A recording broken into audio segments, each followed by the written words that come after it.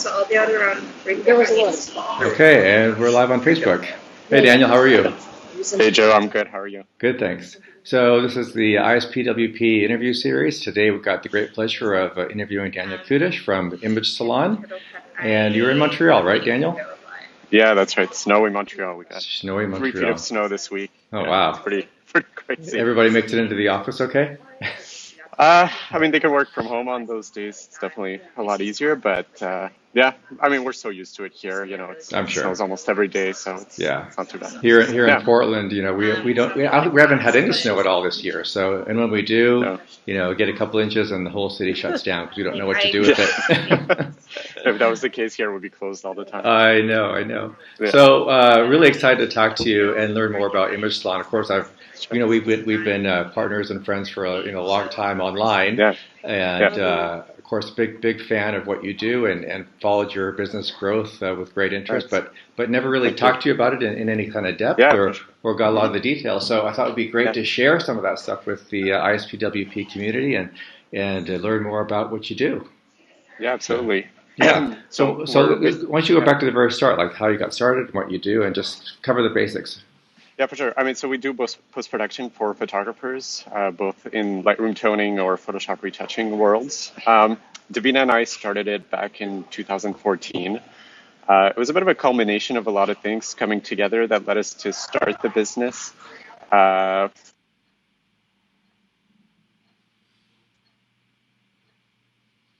I think your audio just cut out for a second.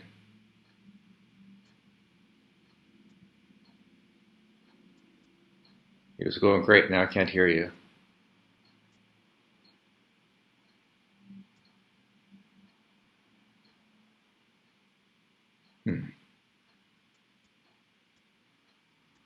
Don't think it's anything on my side.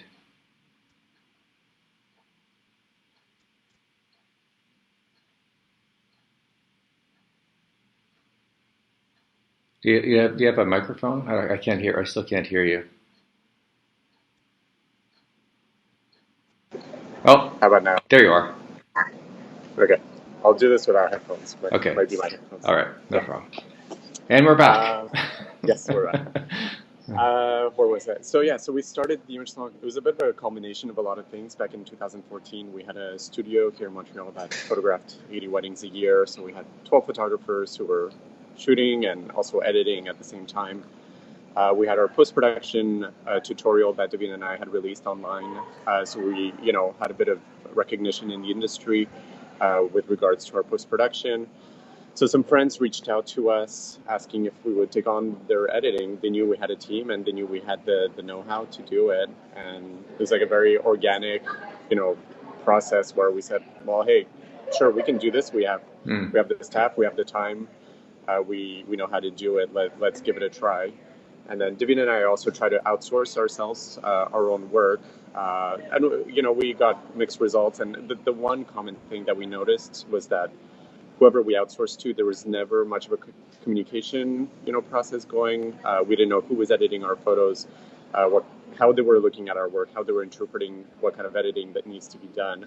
And so it was missing that, that special touch.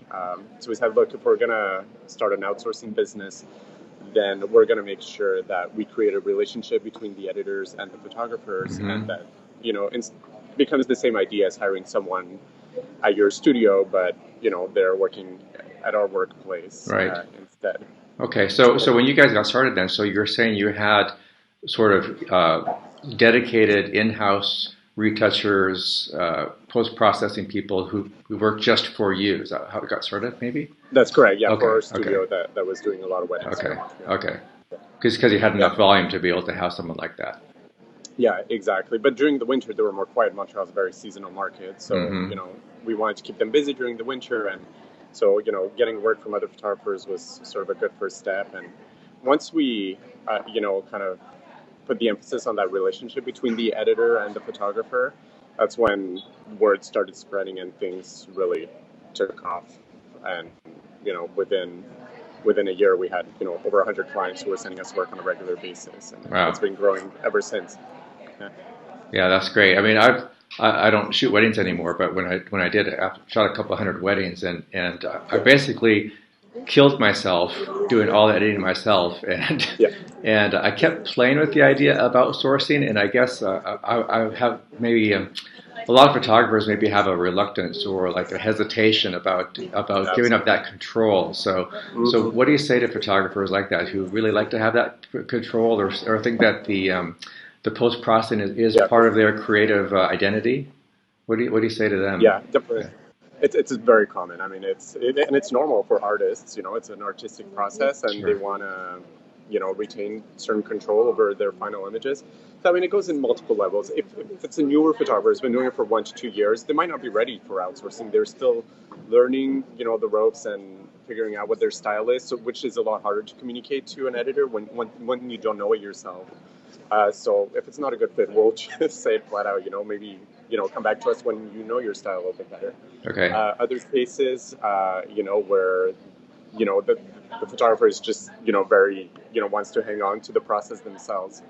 We just really encourage them to, you know, just do one step at a time. Don't think about like a whole season. Just think about, you know, try one wedding and really make sure that you communicate clearly with your editor. They're going to get to know your style, you know, over the course of time. The more you communicate, that's really the important part of the process.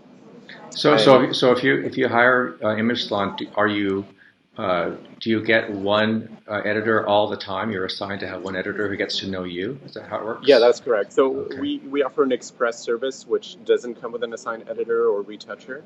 But we also offer a profile service where, you know, be it for Lightroom or Photoshop, if you have a specific way of doing things and you want us to respect your style and respect your approach, then we assign your own editor or retoucher, depending on the service that you want to use. Okay.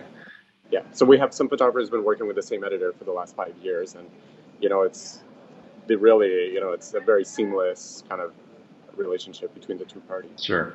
Well, at that point, if you're working with someone for that long, they really get to know your style, and you've sort of dialed it in pretty at a great level of detail, right? To know exactly. Yeah. It's almost like you're on the same team. Yeah.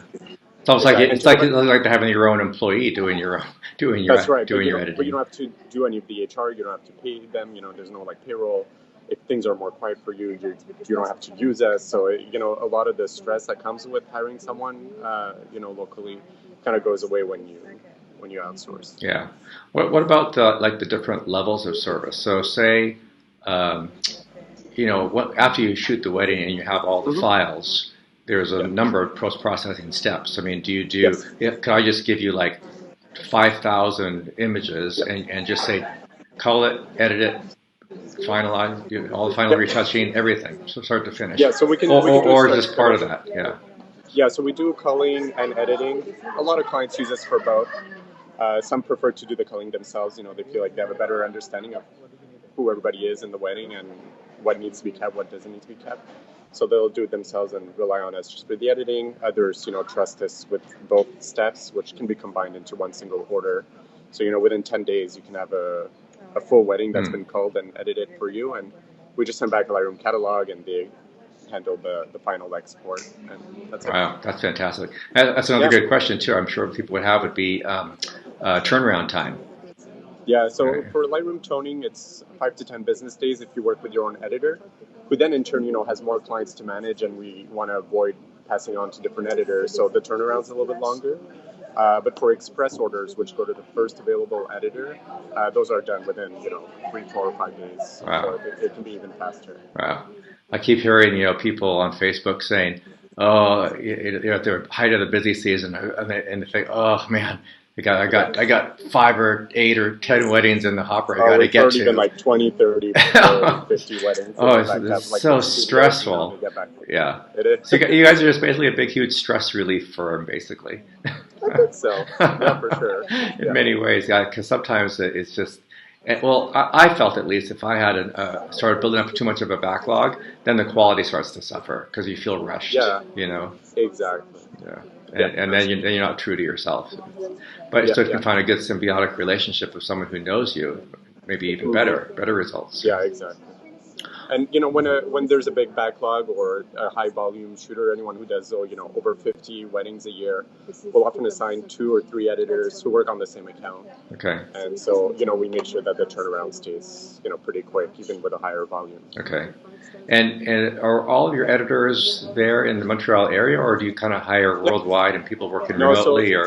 Since we started, it's always been important for us that we keep the work local. Oh. So all of our editors are here, not necessarily at our studio, but some of them are working from home if they have a lot of experience. But everyone's here in Montreal, and hiring locally has been part of our core values. Interesting. Huh. Yeah. That surprises me. I'm really impressed, but it surprises me. Yeah. Yeah, that's why it's kind of loud in the background. That's right. A lot of people. Yeah. So, yeah. It's quite an operation you got there. I think it's part of our success. It's everyone who works here, they understand photography and graphic design and colors and all of those elements that go into editing, and that helps keep the quality at the highest standard possible. Okay. Yeah, well, I guess that's my question too about how you find those that many editors in the one location. I mean, are they all?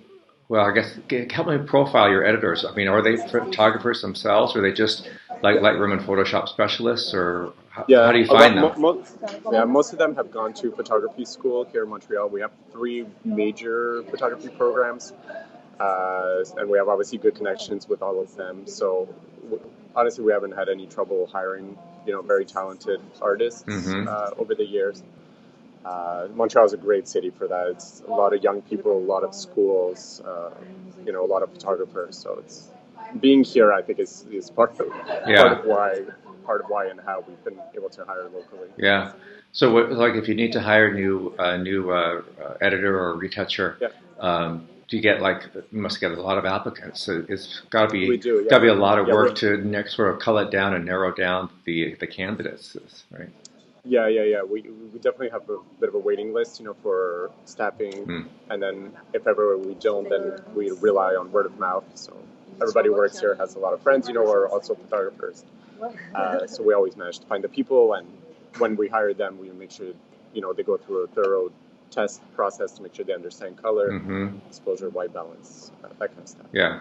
Do the newer editors do they work at a discount rate while they're in training or something, or can you say I want the new trainee so I can get half price or something? No, because we stand by the quality. There you go. Regardless, if they get someone, they either can do it or they can't, right? Yeah. Yeah, exactly. Yeah. And it's more about the guidance that we get from the client, and also that a newer employee gets from their manager or team lead. That is going to affect the outcome more than anything else. Okay. Yeah, I saw your website, and I was actually surprised how many editors you have there. Do you have right now about 130? Is that about right? Yeah, that's right. Wow, that's a lot. A large team. Yeah. What do you? Because I know you probably do too, but I constantly get spammed and bombarded in my emails from retouching services all over, especially in India and in other sort of low cost, low wage areas. So, what do you say to the photographer that is shopping around and sees some of those super high volume, low cost shops that seem like they're a fantastic deal? Yeah. I mean, there's always going to be someone who can do it cheaper and faster. Doesn't mean that it's going to be better, not necessarily. I mean, if the quality is what they're looking for, then great. I mean, definitely go for the cheaper and faster option. But,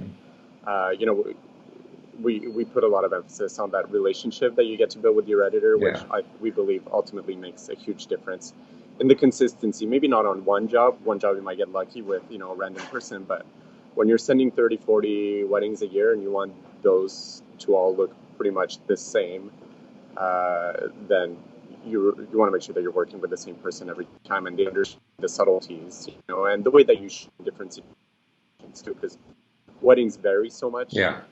Not only from one wedding to another, but also one wedding. You're shooting indoor at ISO 30, and then in bright sun, midday the next. So it's important that the editor understands how to navigate all of those situations. Yeah, I agree too. I think that's really key. If you can have a good relationship with the retoucher that you learn to trust and learns your style, I mean, I would definitely pay a premium for that. It's stress relief. I don't want to stress. I want to have confidence that I'm going to get a good result, right? Yeah, and we're not ridiculously priced. We realize we're at the higher end of the spectrum, but we're still within the range of what regular outsourcing post-production should cost. Yeah. What about, and you talked about, want to talk about the retouching side of the business as opposed to just the editing. So talk more about the retouching, how it's different, what's the whole approach there? So we launched, the Image Salon started as a Lightroom toning service only for wedding photographers. That's the industry that we grew up in, so it was a natural transition.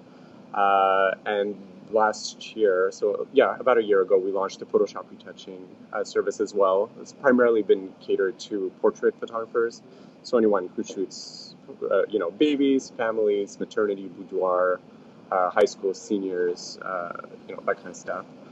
That wants, skin cleaned up or any other kind of work that really goes into Photoshop. And, for the portrait industry, there's very little outsourcing solution out there, and we really felt like there was a big opportunity to serve that market as well. And so we hired slightly different talent, and it's been going really great, and I feel like we're going to be making a splash in that industry this year.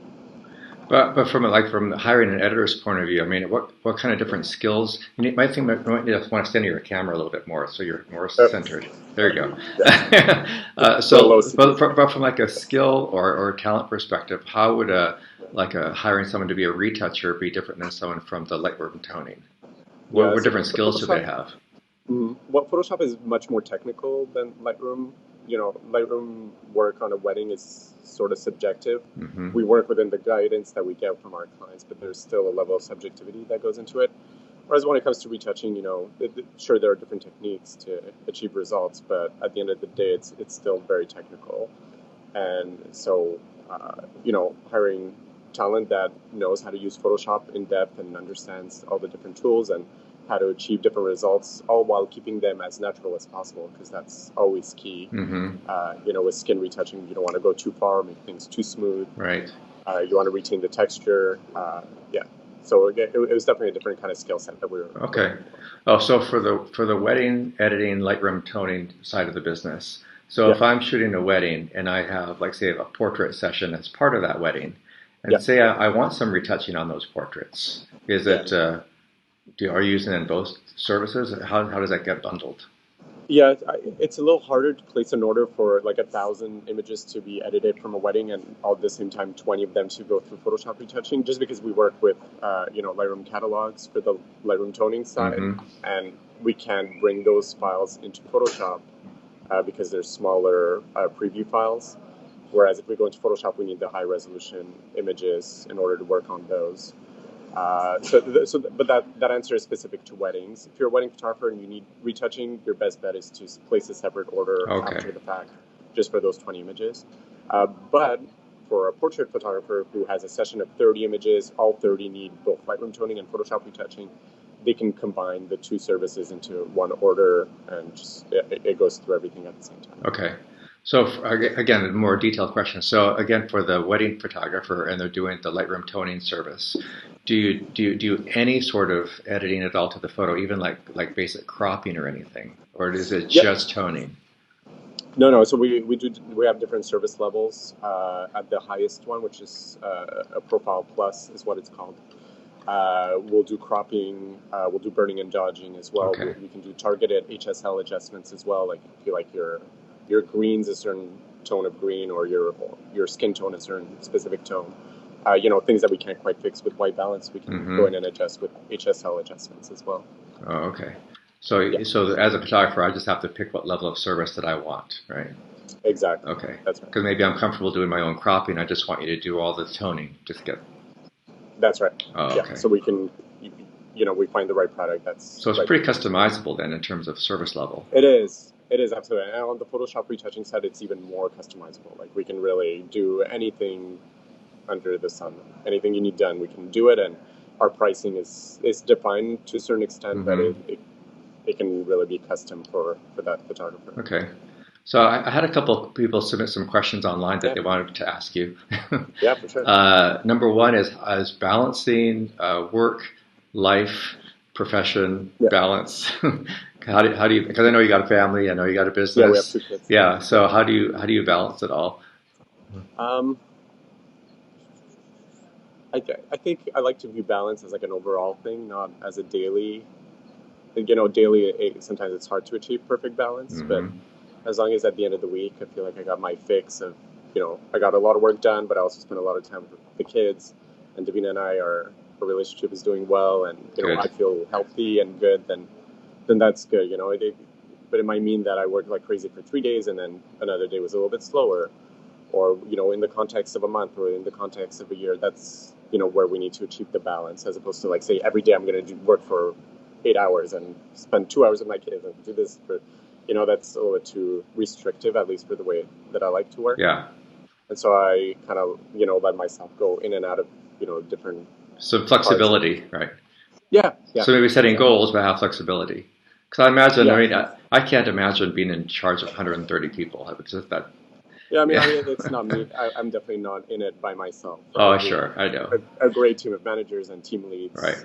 That do a lot of great work here on the ground. So. But it's still your baby. It is, for sure. Yeah. Another question I got was, now you've been doing this Image Salon for how many years? Have you been in business? It's been 5 years. 5 years, okay. So over 5 years, the question is, have you seen any sort of definite change or trends in toning approach or Photoshop approach? Have you seen like stylistic trends over those 5 years, and where do you think we're going? And maybe it changes because I've seen a lot of differences by country or by geography. Yeah. There's definitely differences internationally. Yeah, I mean, we definitely see some trends like come and go, like the heavy orange, that we saw, I guess, a couple years ago into last year a little bit. That came and went. But some other styles are here for good, just like a good classic edit with, bright but not overexposed skin tone, deep blacks, good contrast. That kind of stuff's not going anywhere. So that's the bulk of what we see. So nothing too extreme then? Honestly, no.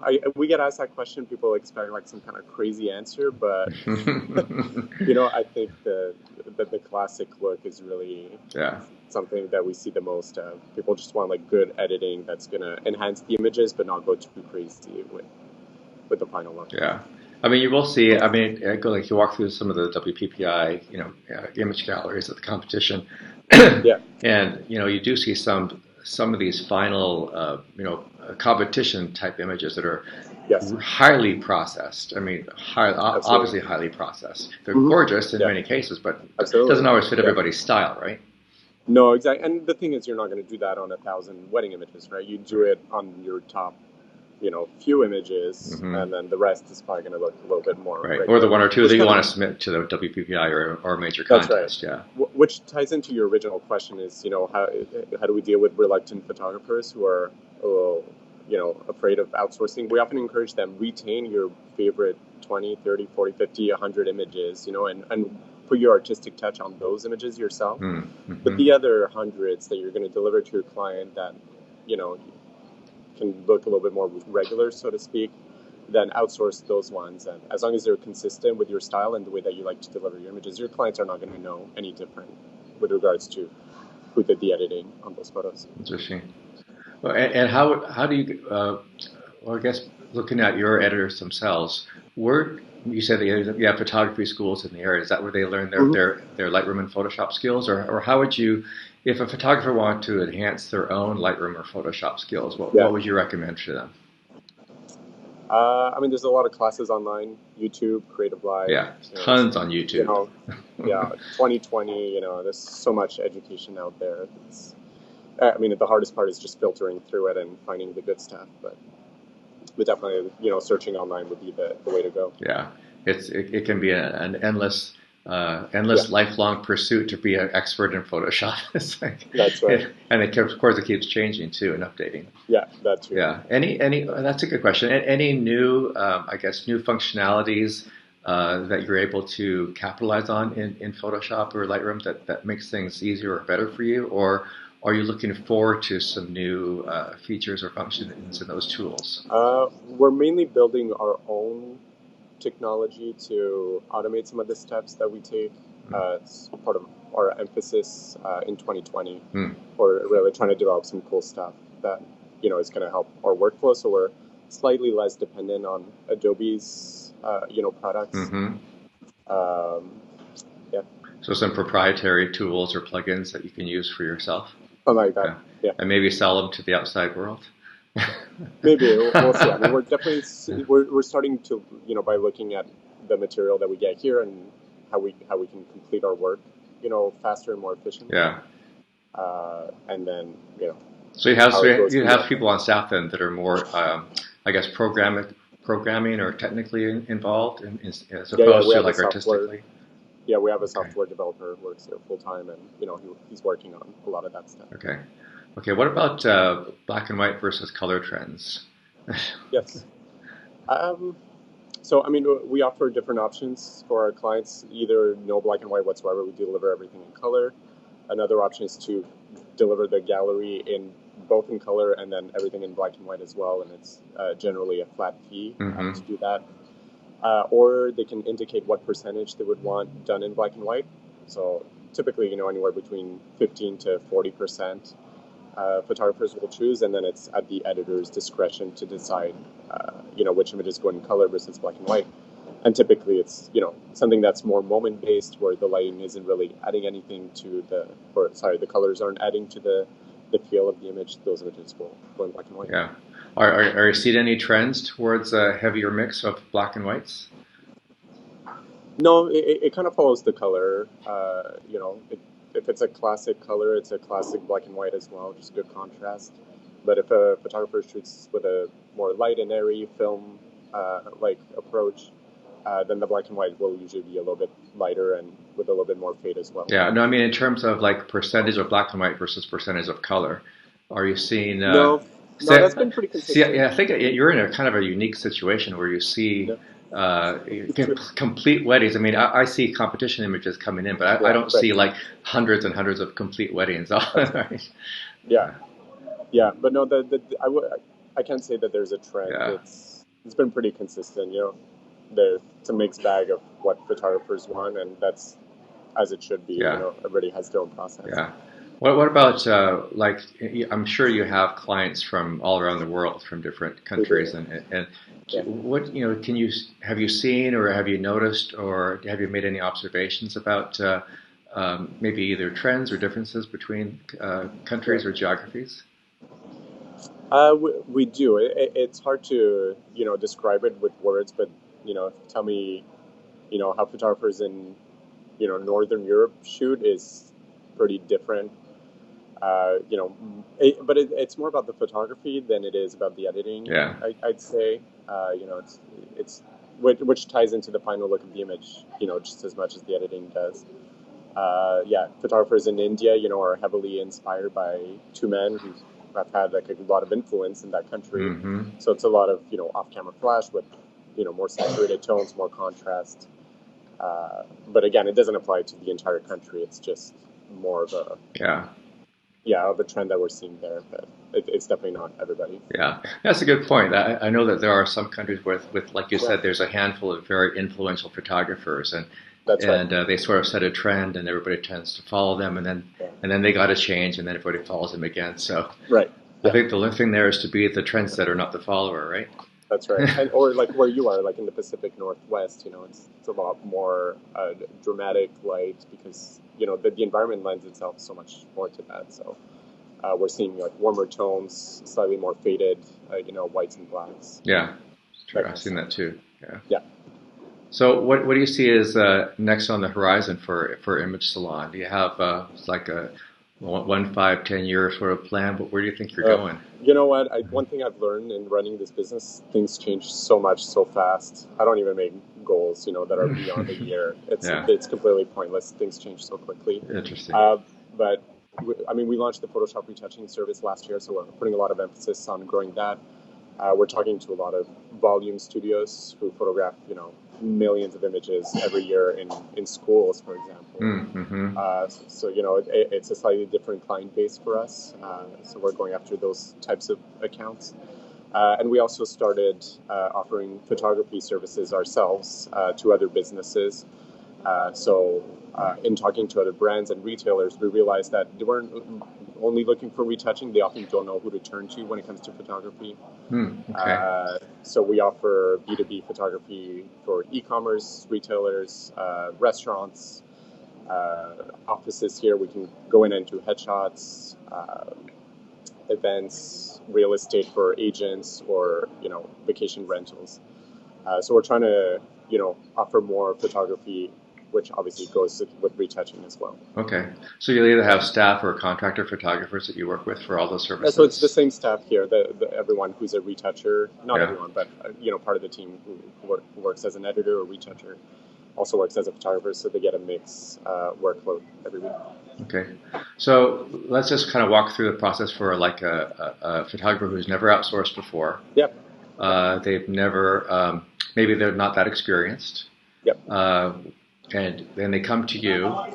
What would your pitch be to them? What would you say to them in order to get started? I mean, how do they even? What are the steps for them to sort of get incorporated into the whole image salons? Yeah, for sure. We've thought about that long and hard, obviously, and once they open an account, they're invited to schedule an onboarding call. It's completely free of charge, and the purpose there is to answer any questions, but also to start getting to know their style and their approach. And we do a screen share, and we live edit images with them and send the samples back and really start creating their profile. Oh, they live edit there with them on the phone. You kind of walk them through the process. Exactly. Same as what we're doing right now over Skype. Fantastic. They'll do a screen share and go through the editing process together, and they can really see how we work and how that incorporates into their workflow as well. And there's no obligation on a sale. Right? And how long does that call usually take? Typically around 30 to 45 minutes. Some clients take a little longer, which is fine. Some are faster. But you do a couple images with them, just sort of live, and they can understand what they're getting. Yeah, we ask them to send at least 5 to 10 images, which we'll work on together, and then we send them back to make sure that they approve them. And then when they place the first order, the person they did the onboarding call with will also sit down with their editor, transfer sort of all the knowledge they've gathered, and then the editor will still send samples to make sure that we understood the editing approach properly. And then we kind of go from there. That the feedback loop is really important at the beginning. On the first 3 to 5 orders, we really rely on the photographer to give us their feedback and tell us how they like to improve things. And we can hop on a second call where they show us what kind of adjustments they're making. So we really get to know them and really try to be as thorough as possible with the process.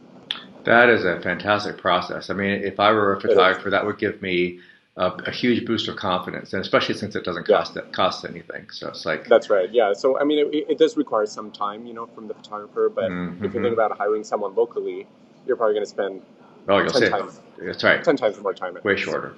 Right. And if you're thinking about long-term time savings overall for post-processing. Wow. Exactly. Yeah. And we're never in it to make a quick dollar, off of one shitty order that, they didn't get back looking right. We really want to build that relationship and make sure that the photographers get their money's worth, over the course of, a year and more. Okay. So another good question then is, so say I hire you, I send you, I go through the process. I think I want to hire you. I send you a wedding for you to do the toning. It comes back. I'm not happy. So what happens then? So, I mean, different. Some, if you're just really unhappy and you get, outsourcing is not for you, we'll obviously refund you your money. Like I said, we're not in it to make a quick dollar. Like, we want to make sure that it's a long-term solution for you. But the most common scenario is, yes, there are corrections. They either email our editor or the management staff, and we apply the corrections, within 24 hours. Things are done. If we feel the need to hop on another call with a screen share, we'll recommend that. But we believe that all corrections, fall back on us, and we do those within a day or less. Wow. Yep. That's fantastic service. I wish I had used you. Next wedding. Too late. Do you still shoot yourself or no? I don't do weddings anymore. I couldn't balance everything anymore. So like we doesn't really shoot that many weddings anymore either. That's right. Neither do we. Davina and I, shot our last wedding last year. Yeah. It's the type of thing where I really miss it, and then sometimes I don't miss it. So it's like it's a both, because I love the industry and I love the art form and I love the I just love the process of shooting weddings, but life goes in different directions sometimes. Yeah. But I still love being attached to the community and the industry. Yeah. Yeah, we do too. I mean, it's a great industry, and we're so grateful, for everything that it has given us. So yeah, I love being part of it. Yeah. Well, great. Well, anything else you want to pass along to either your existing customers or future customers, or? Not particularly, just that we really appreciate them, and as I was saying, we love this industry, and we're just happy to be a part of it. Well, great. It's great talking to you. So, imagesalon.com, and right. We'll put it up on YouTube in a day or two, and you'll be able to take a look and share it and whatever you want to do with it. Sounds great. So I really appreciate the time, Daniel. Thanks so much. Yeah, for sure. Give my best to Davina too. Will do. Okay. Thank you. Bye. Bye.